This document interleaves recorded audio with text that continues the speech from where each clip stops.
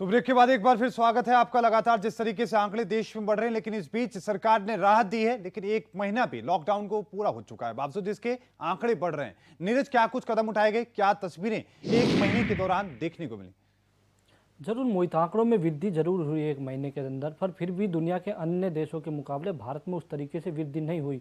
और बात की जाए टेस्टिंग की, बात की जाए तो भारत में पिछले एक महीने के अंदर जो टेस्टिंग की जो दर है वो भी अच्छी खासी ठीक ठाक है दुनिया के अन्य देशों के मुकाबले अगर बात की जाए। जी। क्योंकि भारत में जिस दिन लॉकडाउन लगा उस दिन तक तकरीबन जो है 5,000 के आसपास जो है टेस्टिंग करवाई गई थी। अगर एक महीने बाद की बात करते तो भारत में जो है 5 लाख के लगभग टेस्टिंग करवाई जा चुकी है। उससे ज़्यादा जैसे जैसे दिन बीतते जा रहे हैं, टेस्टिंग का जो परसेंटेज जो है, संख्या जो है, उसमें भी कहीं ना कहीं इजाफा हो रहा है। और उन 5,000 में भारत में जब टेस्टिंग करवाई गई तो भारत में जो मामले जो आए टेस्टिंग के बाद कोरोना पीड़ित मरीजों की संख्या वो अन्य देशों के मुकाबले काफ़ी ज़्यादा कम है। भारत में तकरीबन 24,000 के लगभग आज मामले हैं। अगर अमेरिका की बात करते हैं जिसने 26 मार्च तक 5 लाख टेस्टिंग करवा ली थी, वहाँ पर जो 5 लाख टेस्टिंग के बाद जो मामले हैं वो तकरीबन 80,000 के लगभग थे। और दुनिया के अन्य मुल्क हैं जो देश है उसमें भी किसी में तादाद 50,000 है, किसी में तादाद इससे भी ऊपर है। तो भारत उस मामले में भी कहीं ना कहीं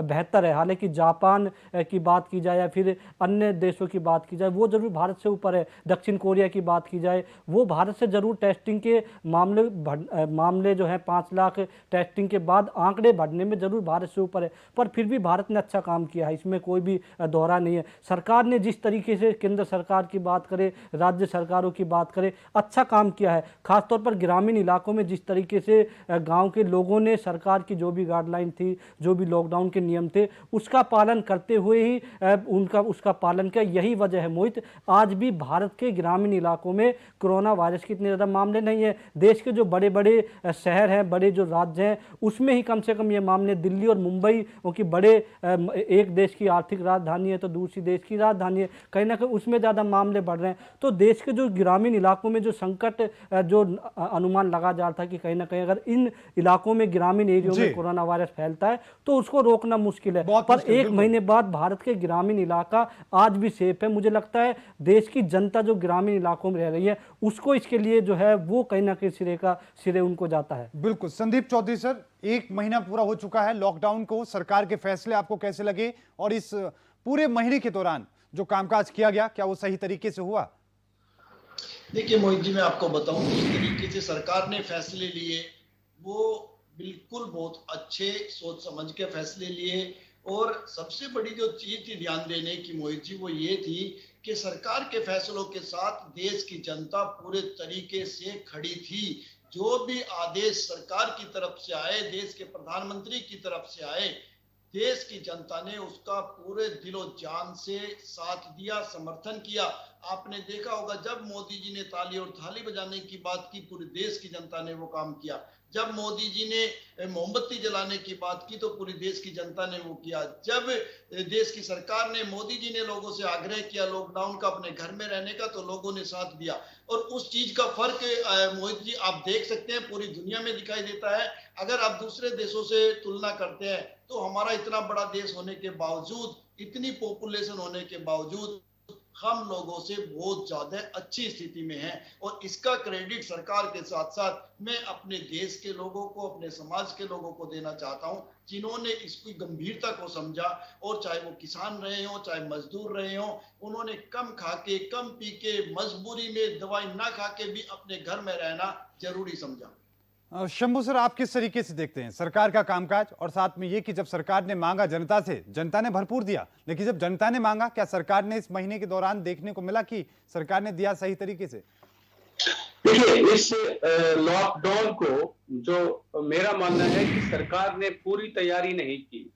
जैसे टेस्टिंग पे उन्होंने 22 मार्च को जनता कर्फ्यू लगाया और एक दिन के लिए जनता कर्फ्यू रखा। उसके बाद जब सरकार को लॉकडाउन की घोषणा करनी थी तो लॉकडाउन घोषणा करने से पहले देश में जो प्रवासी है, प्रवासी की जो करोड़ों के तादाद में है, देश में काम कर रहे हैं, उन प्रवासियों को एक दूसरे स्थान से जगह ले जाने की कोई व्यवस्था नहीं की।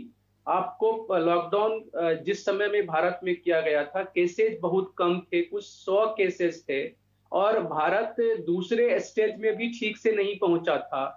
उस स्थिति को देखते हुए, चूंकि स्थानीय स्तर पर कोई महामारी नहीं थी, स्टेज 3 पर नहीं था, तो ये जो बार बार सरकार की तरफ से तर्क दिया गया कि अगर लोग यहाँ से वहां जाते तो फैल जाते। भाई, जो व्यक्ति जहां रह रहा है वहां भी अगर वो है और उसको हो जाएगा तो आप टेस्ट कराएंगे, तो देश के अंदर कहीं भी कोई व्यक्ति जाएगा और उसको कुछ हो जाएगा तो उस आप सरकार का दायित्व है कि वो उसका टेस्ट कराएगी।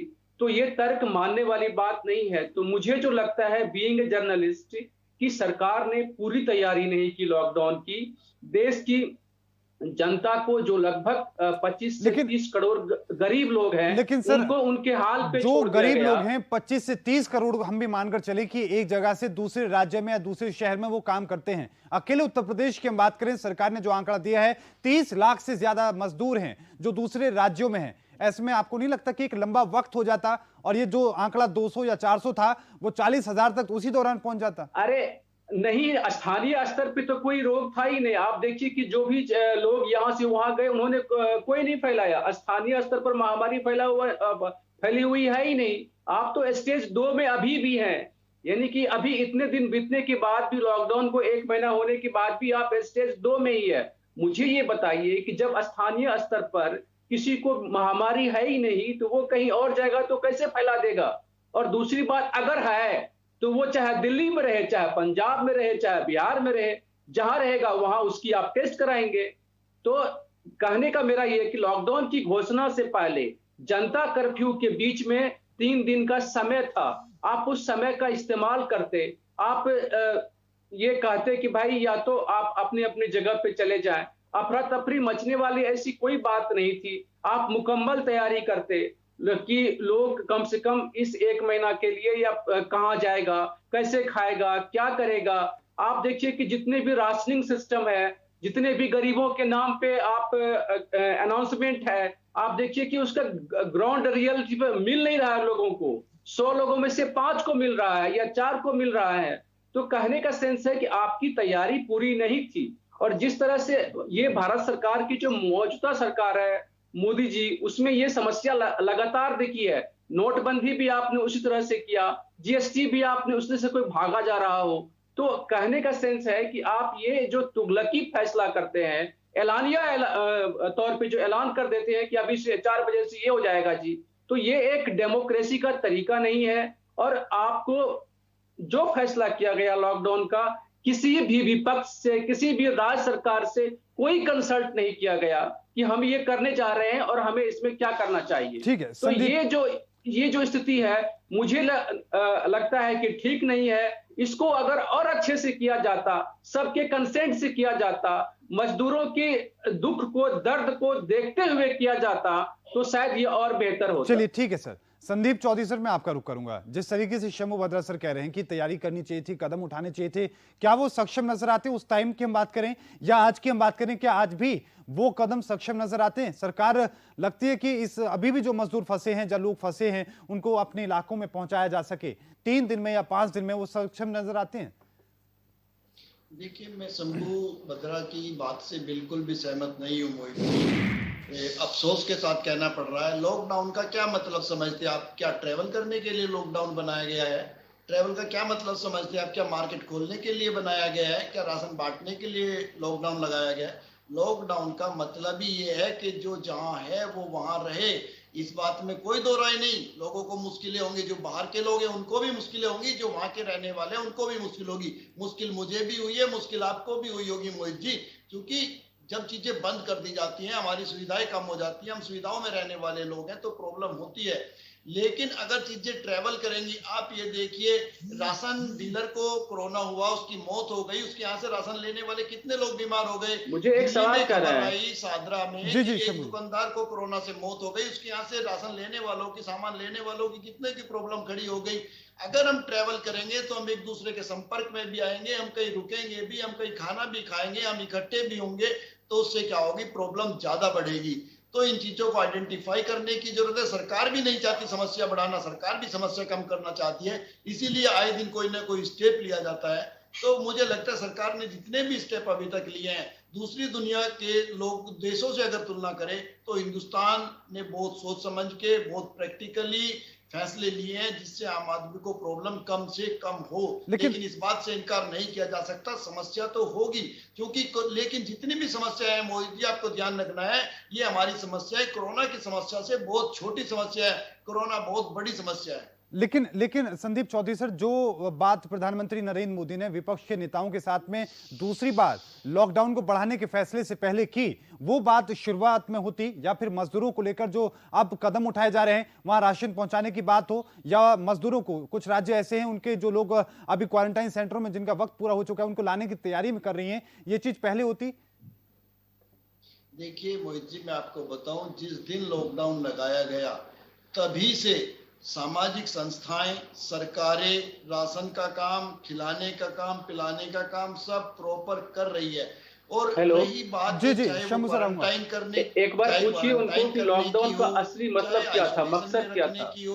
सरकार इन चीजों को पूरी जिम्मेदारी से करी। अगर आज रोहतक में पता चल जाए कि यहाँ पे ये पेशेंट है तो फौरन गवर्नमेंट की गाड़ी लेने के लिए आएगी, ले जाकर क्वारंटाइन करेगी।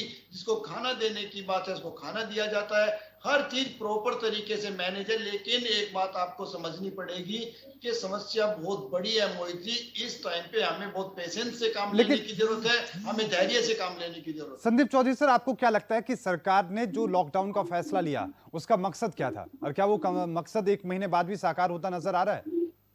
देखिए, लॉकडाउन का जो मकसद था, सबसे पहले हमें इस बात को ध्यान देना पड़ेगा क्या था, क्यों जरूरी था, क्यों लिया सरकार ने, अदरवाइज जरूरत नहीं थी कुछ करने की। क्योंकि ये जो प्रॉब्लम है ये ट्रेवल से पैदा होती है, हमारे घर से बाहर निकलने पे हम इस कोरोना को पकड़ते हैं, हम घर में बैठ के कोरोना नहीं पकड़ते हैं। दूसरी चीज, सरकार आइडेंटिफाई कर सकती है आपको रोक के। अगर आप 10 दिन 15 दिन मोहित जी अपने घर में रहेंगे तो सरकार को पता लग जाएगा इस घर में कोरोना के पेशेंट है, बराबर वाला घर बिल्कुल सेफ है। लेकिन अगर आपको ओपनली खुला छूट मिलेगी तो आप पड़ोसी के यहाँ भी जाएंगे, पड़ोसी आपके यहाँ भी आएगा, आप अपनी गली में भी जाएंगे। आपने देखा होगा एक गली की घटना, ये गली में 40 लोग कोरोना संक्रमित मिले, क्योंकि एक सब्जी वाला था जो कोरोना से संक्रमित था और वो पूरी गली में अपनी सब्जी बेच करके गया। तो सही नहीं बता रहे, बचाने के लिए लॉकडाउन लगाया गया मोहित जी, और उसका रिजल्ट आज आपके सामने है कि हिंदुस्तान बेटर स्थिति में है। ठीक है सर, ठीक है। शंभू भद्रा सर, आप कुछ कहना चाह रहे हैं? और आपकी जो बात थी संदीप चौधरी सर ने उसका जवाब भी दिया। नहीं, संदीप जी के जवाब राजनीतिक विश्लेषक की तरह से नहीं है, किसी पार्टी के प्रवक्ता की तरह से है, तो वो बात नहीं चलेगी। लॉकडाउन का मतलब था social distancing. Sandeep Chaudhary sir सुन लीजिए, एक वायरस के एक जो मेडिकल टीम था, जो देश के डॉक्टर हैं, जो तमाम तरह की जो चिकित्सक ज्ञान था कि 6 फीट की दूरी तक आपको दूर रहना है ताकि वायरस एक दूसरे से ना फैले। अब 6 फीट की दूरी को मेंटेन करने के लिए ही सोशल डिस्टेंसिंग किया गया कि शहर में या देश में लोगों की जो गैदरिंग है वो जमा ना हो। तो लॉकडाउन का असली मकसद सोशल डिस्टेंसिंग था, जिसको कि आप फिजिकल डिस्टेंसिंग कर सकते हैं, देश से दूरी कर सकते हैं। अब ये दूरी 6 फीट की दूरी को मेंटेन करके आप बहुत काम कर सकते हैं। उसके लिए जरूरी नहीं है कि आप घर में ही बैठे रहें, आप दूरी मेंटेन करें कि ताकि वायरस एक व्यक्ति से दूसरे व्यक्ति में ना फैले। ठीक है सर। और ये भी आपने जाना कि वायरस केवल लाइव टू लाइव है, यानी जीव से जीव में फैल रहा है, निर्जीव से जीव में नहीं फैल रहा है। तो जब इतना ज्ञान आपके पास है ऑलरेडी, तो जब आप लॉकडाउन करने जा रहे हैं तो उसके असली मकसद को सोशल डिस्टेंसिंग मेंटेन रखते हुए आप अपने देश के बहुत सारे काम कर सकते थे, चाहे वो गरीबों की सेवा हो, चाहे लोगों को एक स्थान से दूसरे स्थान पर ले जाने की बात हो, ये तमाम चीजें आप कर सकते थे। लेकिन सिर्फ सोशल डिस्टेंसिंग मेंटेन करना था। शंभू सर, जब बाकी देश हैं, बाकी जो संगठन है, सब लोग भारत की तारीफ कर रहे हैं, कह रहे हैं कि बाकी देशों के मुकाबले भारत ने अच्छा काम किया है, और दूसरी तरफ जब हम देखें कि हमारे देश की जो स्थिति है, चाहे संसाधनों की हम बात करें या फिर हालातों की बात करें, जब हमें मालूम है कि हम नहीं काबू कर पाएंगे, उसके बावजूद मोहित जी, आप मुझे ये बताइए कि दूसरे देश आपको पॉलिटिकली कह रहे हैं कि भारत ने अच्छा कदम उठाया, लेकिन वहीं पे जो अंतर्राष्ट्रीय श्रम संगठन है, उसी विदेश की संस्था जो यूएन की संस्था है, वो कह रहा है कि भाई 40 करोड़ भारत में और गरीब हो जाएंगे, संख्या 80 और सरकार दावा कर रही है कि देश में 80 करोड़ गरीब की हम मदद कर रहे हैं। तो ये आप देखिए कि विश्व स्वास्थ्य संगठन के अलावा आप देखिए कि विश्व बैंक, आपका IMF, लेकिन आपका जो ग्लोबल रेटिंग एजेंसी है फिच, मूडीज, S&P, नोमुरा, इन सारे ने भारत के ग्रोथ को घटा करके आपका ठीक कहां है, से कहां ला संदीप दिया। चौधरी सर से वो भी इस पर सारे जवाब तो लूंगा मैं, आलोचना भी तो लेकिन कर रहे संदीप हैं चौधरी भारत सर से भी सरकार की। जवाब लूंगा शंभू सर, लेकिन उन रिपोर्ट्स का भी हमें ध्यान में रखना होगा कि जिन रिपोर्ट्स में कहा गया है कि लॉकडाउन अगर ना होता भारत में तो 8 से 10 लाख लोग पेशेंट अब तक होते। वो इसलिए कहते हैं कि भारत मैं लॉकडाउन, वो विदेश की जो बातें हैं वो इसलिए कहते हैं कि भारत की स्वास्थ्य व्यवस्था पे उनको भरोसा नहीं है, भारत के सिस्टम पे उनको भरोसा नहीं है। हमेशा भारत को एक औपनिवेशिक दृष्टि से देखते हैं वेस्टर्न वाले, इसीलिए वेस्टर्न क्या कहते हैं हमें उस पर नहीं जाना चाहिए। चलिए चाहे ठीक वो है सर, तारीफ करे तो वो भी उसके ठीक है, पीछे एक मकसद हमें रहता है, आगे वो भी हमारी बढ़ना, आगे आलोचना भी करे बढ़ते तो हैं। भी एक मकसद रहता है। ठीक है तो सर, इन तमाम चीजों को देखते हुए हमें उन पे नहीं जाना है, ठीक हमें है, अपने पे रहना चाहिए। हमें अपने पे ही रहना है। संदीप चौधरी सर, इस पर आपका एक जवाब, उसके बाद फिर हम आगे बढ़ते हैं। मोहित जी देखिए, मैं शंभू जी की बात से बिल्कुल सहमत नहीं हूँ। पहली बात तो मैं इनकी इस बात का खंडन करता हूँ कि कोई पॉलिटिकल की तरह बात करते हैं। हाँ, मैं पॉलिटिकल एनालिस्ट हूँ तो मैं बातें करूंगा और मैं तथ्य के आधार पे बात करता हूँ। जिस तरीके से शंभू जी ने कहा कि 2 मीटर की दूरी या 6 फीट की दूरी मेंटेन होनी चाहिए, देखिए ऐसी किसी लैब की कोई रिपोर्ट नहीं है कि आप 6 फीट की दूरी मेंटेन कीजिए तो आपके पास कोरोना नहीं आएगा। वो केवल एक प्रिकॉशंस है। और जिस 6 फीट की दूरी पे आप खड़े हैं, जहां पे आप पैर रखे हैं, हो सकता है उस जमीन पे कोरोना और वहां से आपके ऊपर कोरोना चढ़ जाए। अगर आप सैनिटाइजर से अपनी हथेलियां और हाथ के पंजे साफ कर लेते हैं, इसका मतलब ये नहीं है कि कोरोना आपके एल्बो पे भी हो सकता है, कोरोना आपके कपड़ों पे भी हो सकता है। तो इन चीजों का हमें ध्यान रखना, इसलिए लॉकडाउन लगाया गया। अगर शंभू जी ये समझते हैं कि 6 फीट की दूरी बना के आप सब काम कर सकते हैं, रोडों पे चल सकते हैं, मार्केट में घूम सकते हैं और आप सेफ रहेंगे, तो दूसरे देशों में इतनी पॉपुलेशन नहीं है। इटली के अंदर इतने लोग नहीं मरते, फ्रांस के अंदर इतने लोग नहीं मरते, अमेरिका के अंदर इतने लोग नहीं मरते। वो लोग पढ़े लिखे हैं, उनको पता है कैसे सोशल डिस्टेंस मेंटेन करनी है, और ना वहां पे इतनी पॉपुलेशन है। हमारे यहाँ तो हर एक इंच पे आदमी खड़ा होता है। तो इन चीजों को हमें ध्यान रखना पड़ेगा, नेशनल टीवी चैनल पे बैठ के जिम्मेदारी के साथ बयान देना पड़ेगा। ठीक है नीरज, सब मैं आपके पास रुख करना चाहूंगा। राजनीति भी काफी हुई है इस 1 महीने के दौरान, और जब चीन में जब कोरोना वायरस था, इकोनॉमी डाउन हो रही थी, उस दौरान से ही राजनीति शुरू हो गई थी। 1 महीना पूरा हो चुका है, क्या क्या राजनीतिकरण देखने को मिला है इस स्थिति में? वही देखो, अगर सियासत की बात करते तो जरूर कोई भी मामला हो तो उस मामले पर सियासत होती है, इसमें कोई भी दोहराई नहीं। पर कोरोना वायरस को लेकर जिस तरीके से सरकार और विपक्ष आमने सामने भी काफ़ी बार नजर आए हैं 1 महीने की अगर बात की जाए। ताज़ा उदाहरण की बात की जाए तो बंगाल की जो स्थिति है, वहाँ की तो खुद सरकार और केंद्र सरकार की बात तो छोड़ो, ममता, वहाँ के गवर्नर और CM ममता बनर्जी के दरमियान जो है वो बयानी युद्ध कहीं ना कहीं चलता हुआ नजर आ रहा है। साफ तौर पर किस तरीके से उनका साफ तौर पर कहना है कि CM जो वहाँ की जो CM है ममता बनर्जी, वो अपने प्रचार में जुटी हुई है। कोरोना के प्रति उन्होंने किसी भी तरीके का जागरूकता नहीं करवाई, किसी भी तरीके के वहाँ पे टेस्टिंग नहीं करवाई जा रही। तो सरकारों की तो बात छोड़िए, कहीं ना कहीं राज्यपाल भी कहीं ना कहीं इस मामले को लेकर सामने आए हैं। जीता जाता उदाहरण जिस तरीके से बताया, बंगाल की बात करें, इससे पहले हमने देखा था कि दिल्ली में भी कहीं ना कहीं CM अरविंद केजरीवाल ने केंद्र सरकार पर निशाना साधा था। अगर राजस्थान की बात करते हैं, अशोक गहलोत भी, जो केंद्र जो कांग्रेस शासित राज्य हैं या फिर कांग्रेस के अलग जो शासित जो CM है, वो कहीं ना कहीं निशाना साधते हुए नजर आए थे। इससे पहले अगर हम पंजाब की बात करते, खुद ममता बनर्जी की बात करते, वो अपना कोरोना के पहले जो सहायता से पहले पुराना फंड मांगते हुए कहीं ना कहीं केंद्र सरकार पर हमलावर थे। तो सियासत का दौर है जरूर है, पर देश में, क्योंकि मुझे लगता है इस वक्त विपक्ष का काम है मोहित सवाल पूछना, इसमें कोई भी दौरा नहीं है। विपक्ष है तो वो सवाल पूछेगा, और लोकतंत्र की खूबी इसलिए है कि विपक्ष सवाल पूछता है। पर सरकार भी कहीं ना कहीं इस मामले में जवाब देती हुई नजर आई है। पर कोरोना के मामले में मुझे लगता है सियासत करना जायज नहीं है। जरूर आप सरकार के कामों पर जो है वो सवाल निशान उठा सकते हो, पर कोरोना के अंदर उनकी एक महामारी है, यहाँ पर सभी, क्योंकि जिस तरीके से देश के लोगों ने खुद मिलकर, एक दूसरे के साथ मिलकर और खुद आगे आकर, खुद घर में रहकर कोरोना की जो लड़ाई को अब तक लड़ाए, तो राजनीतिक दलों को भी ये सोचना चाहिए कि कोरोना के इस माहौल में इस तरीके की बयानबाजी या इस तरीके की लड़ाई के लिए पहले इंतजाम करने जो है जरूरी है। ठीक है संदीप चौधरी सर, इस पूरे इंसिडेंट में 1 महीने के दौरान विपक्ष की भूमिका आपको कैसी लगी? देखिए मोहित जी, विपक्ष की भूमिका जिस तरीके से अभी साथी नीरज ने बताया, हमेशा राजनीति होती रही है, राजनीति से भरी रही है। माँ का बयान अलग आता है, बेटे का बयान अलग आता है, दूसरे लोगों के बयान अलग आते हैं। कोई फंडिंग के ऊपर प्रॉब्लम खड़ी करता है, कोई अलग तरीके की शिकायतें करते हैं। किसी को मोदी जी से प्रॉब्लम है, किसी को अमित शाह से प्रॉब्लम है, किसी को योगी जी से प्रॉब्लम है। तो कुल मिला के राजनीति से भरा रहा है। किसी का भी ध्यान इस बात पे नहीं रहा कि जमातियों को कैसे कंट्रोल किया जाए, कोरोना को कैसे कंट्रोल किया जाए, या जिस तरीके से मस्जिदों में इकट्ठे होने वाली बात थी वहां उसको कैसे कंट्रोल किया जाए। सबको साथ आना चाहिए। सरकार को उसमें सख्ताई बरतनी पड़ी, पुलिस प्रशासन को काम करना पड़ा, जबकि ये जरूरत सरकार से ज्यादा आम आदमी की थी, सामाजिक लोगों की थी, हमारी आपकी थी। हमें आगे आना चाहिए था और हमें वो जिम्मेदारी करके दिखानी चाहिए थी कि क्या चीज ठीक है, क्या गलत है। शंभू भद्रा सर, आप किस तरीके से देखते हैं कि जो विपक्ष ने सवाल उठाए, जिस तरह की बातें देखने को मिली, उसको राजनीति के तौर पर देखा भी गया, और क्या सरकार ने उन जो सहयोग उनको मिला, जो बातें उनको सुनने को मिली, उस पर क्या कदम भी उठाए?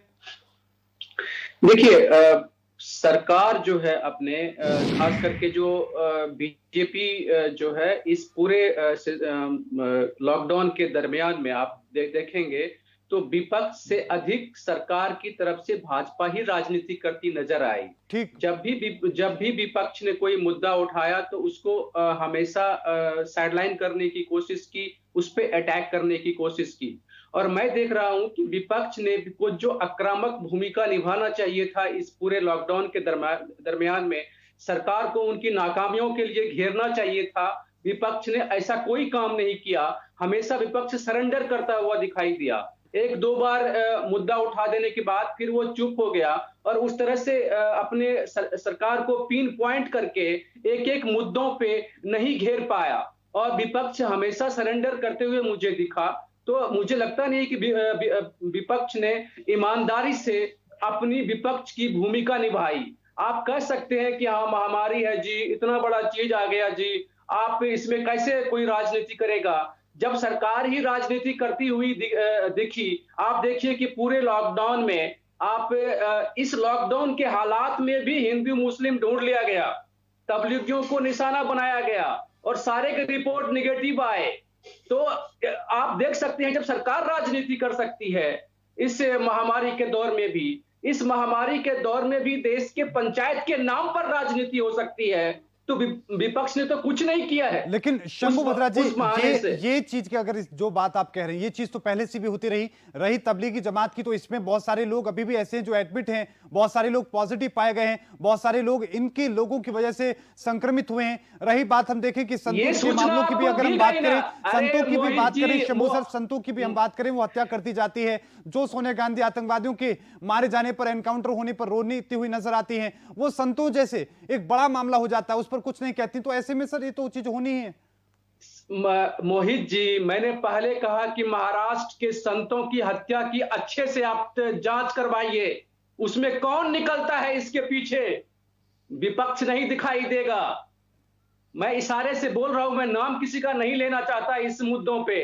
इस देश में हत्या की राजनीति, चाहे अखलाक की हत्या हो रही हो, चाहे पहलू खान की हत्या हो रही हो, चाहे संतों की हत्या हो रही हो, हत्या की राजनीति कौन कर रहा है इस देश में, जनता भली भांति जानती है कि हत्या की राजनीति करते कौन है और किसको फायदा है। महाराष्ट्र में शिवसेना की सरकार है, विपक्ष में कौन है महाराष्ट्र में, वोट बैंक किसका खिसकेगा, किसको डर है, कौन हिंदू मुस्लिम को डिवीजन को आगे बढ़ाता है। आप मानते हैं कि ये साजिश थी? आप इसको साजिश मानते हैं? बिल्कुल साजिश है, प्लान के तहत है, प्लानिंग के तहत है। आपको जब केरल में हत्या करवानी होती है तो देखिए सीपीआई और आरएसएस की हत्या कितने साल से हो रही है, उसकी कोई जांच आज तक हुई है क्या?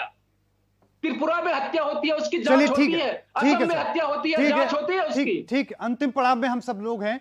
संदीप चौधरी सर, आप कुछ कहना चाह रहे हैं इस पर, और हम आखिरी कमेंट पर हैं सर, आप क्या कुछ कहेंगे, साथ में अपील भी सर? मैं शंभू जी से ये पूछना चाहता हूं, ये जब 1984 के दंगे हुए तो आप एक बार मुझे बताइए किसने हत्याएं की?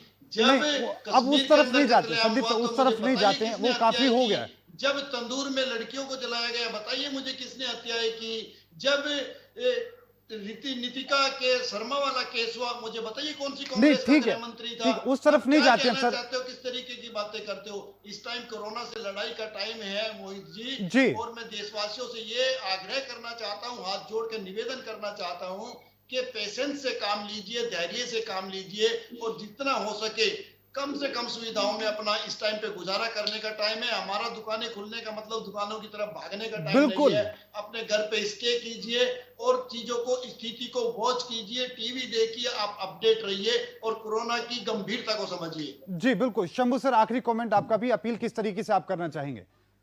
देखिए, सरकार ने जो ढील देने का फैसला किया है इकोनॉमिक एक्टिविटीज में, ये स्वागत योग्य कदम है और इस सरकार को इस तरफ तेजी से बढ़ना चाहिए और इसमें जो क्लैरिटी है उसको और करना चाहिए।